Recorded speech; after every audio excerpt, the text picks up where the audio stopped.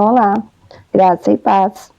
Vamos ao mais um estudo da Palavra de Deus em ordem cronológica.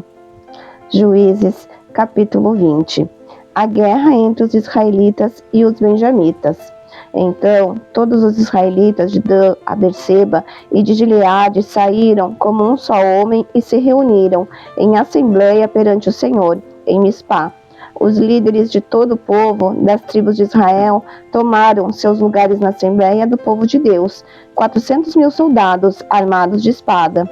Os benjamitas souberam que os israelitas haviam subido a Mispá.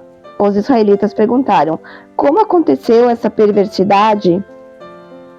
Então, o levita, marido da mulher assassinada, disse: eu e a minha concubina chegamos a Gibeá de Benjamim para passar a noite. Durante a noite, os homens de Gibeá vieram para atacar-me e cercaram a casa, com a intenção de matar-me. Então, violentaram minha concubina e ela morreu.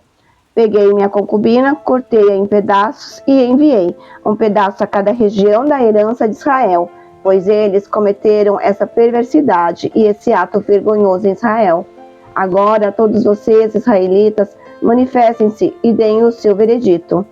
Todo o povo se levantou como se fosse um só homem, dizendo: nenhum de nós irá para casa, nenhum de nós voltará para o seu lar. Mas é isso que faremos agora contra Gibeá. Separaremos por sorteio de todas as tribos de Israel, de cada 100 homens, 10, de cada 1.000 homens, 100, de cada 10.000 homens, 1.000, para conseguirem provisões para o exército poder chegar a Gibeá de Benjamim e dar a eles o que merecem por esse ato vergonhoso cometido em Israel. E todos os israelitas se juntaram e se uniram como um só homem contra a cidade. As tribos de Israel enviaram homens a toda a tribo de Benjamim, dizendo: o que vocês dizem dessa maldade terrível que foi cometida no meio de vocês? Agora entreguem esses canalhas de Gibeá para que os matemos e eliminemos esse mal de Israel. Mas os benjamitas não quiseram ouvir seus irmãos israelitas. Vindos de suas cidades, reuniram-se em Gibeá para lutar contra os israelitas. Naquele dia, os benjamitas mobilizaram 26.000 homens armados de espada que vieram das suas cidades, além dos 700 melhores soldados que viviam em Gibeá. Dentre todos esses soldados, havia 700 canhotos, muito hábeis, e cada um deles podiam atirar com a funda uma pedra num cabelo sem errar. Israel, sem os de Benjamim, convocou 400.000 homens armados de espada, todos eles homens de guerra. Os israelitas subiram a Betel e consultaram a Deus. Quem de nós irá lutar primeiro contra os benjamitas? Perguntaram. O Senhor respondeu: Judá irá primeiro. Na manhã seguinte, os israelitas se levantaram e armaram acampamento perto de Gibeá. Os homens de Israel saíram para lutar contra os benjamitas e tomaram posição de combate contra eles em Gibeá. Os benjamitas saíram de Gibeá e naquele dia mataram 22.000 israelitas no campo de batalha. Mas os homens de Israel procuraram animar-se uns aos outros e novamente ocuparam as mesmas posições do primeiro dia. Os israelitas subiram, choraram perante o Senhor até a tarde e consultaram o Senhor: devemos atacar de novo os nossos irmãos benjamitas?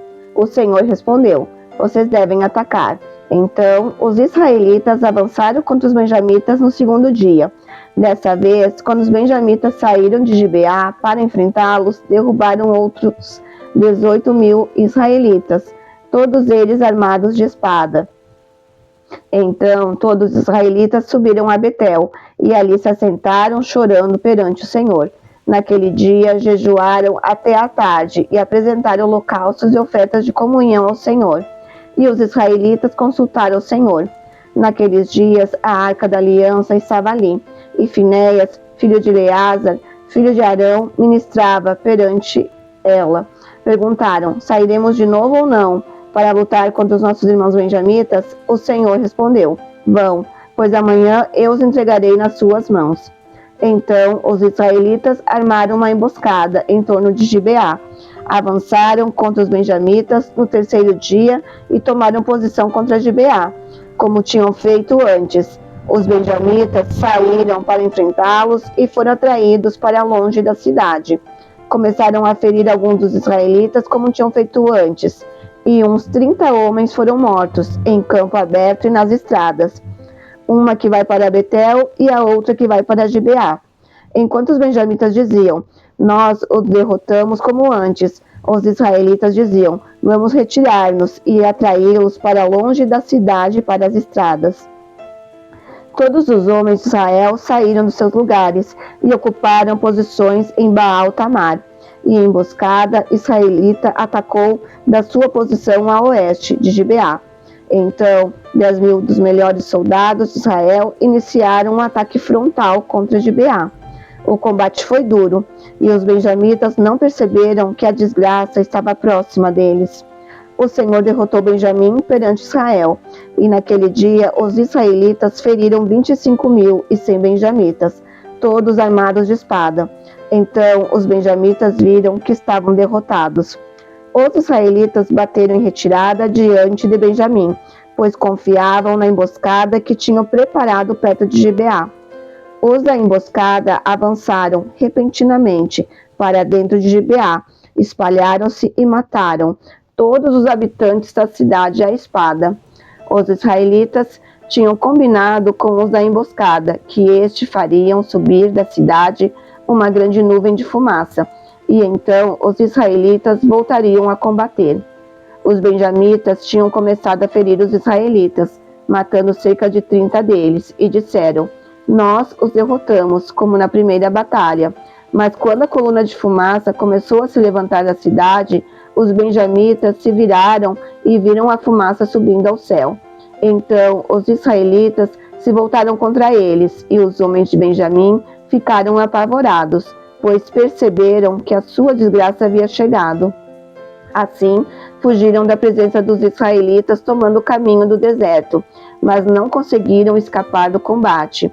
E os homens de Israel que saíram das cidades os mataram ali, cercaram os benjamitas e os perseguiram, e facilmente os alcançaram nas proximidades de Gibeá, no lado leste. 18.000 benjamitas morreram, todos eles soldados valentes. Quando se viraram e fugiram rumo ao deserto, para a rocha de Rimon, os israelitas abateram 5.000 homens ao longo das estradas, até Gidom.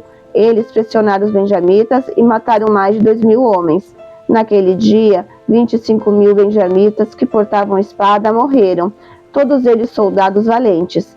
600 homens, porém, viraram as costas e fugiram para o deserto, para a rocha de Rimon, onde ficaram durante 4 meses. Os israelitas voltaram a Benjamim e passaram todas as cidades à espada, matando inclusive os animais e tudo que encontrassem nelas, e incendiaram todas as cidades por onde passaram. Reflexão: as esposas de Benjamim.